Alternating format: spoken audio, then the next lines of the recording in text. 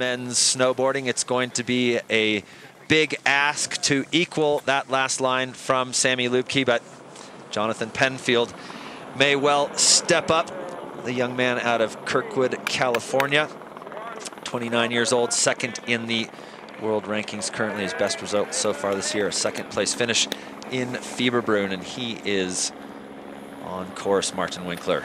Yeah, Jonathan always impresses me. Such solid riding with very smooth the freestyle touch.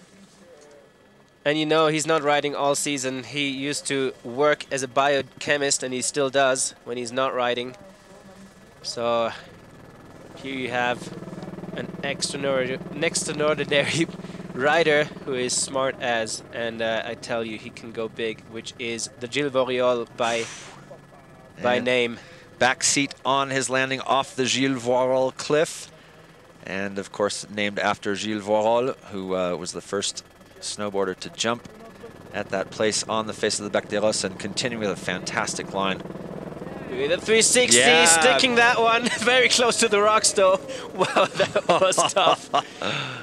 That was awesome, and I have to have a look. I'm even going to go with that was a front side 360, which is incredibly difficult to do, especially on a face like this. It's not often that we see rotations on the face of the Bec des Roses. It does happen, but it is a spectacular moment, always a great thing to see. And Jonathan Penfield, so not those massive airs of Sami Lubke, but threw in quite a few fantastic jumps with some very creative grabs as well, and one spin down the bottom. There's the line.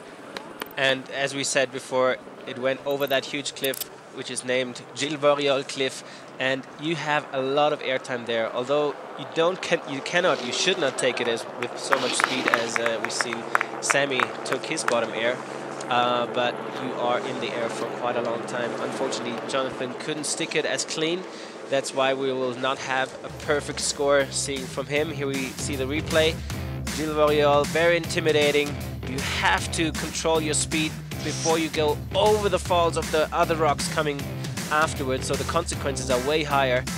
Here, those rocks at the bottom of that further previous cliff with a 360 landing with the tails on the rocks. It didn't get out of his flow. He stayed on his feet. So, to be fair, that was a great segment of his run.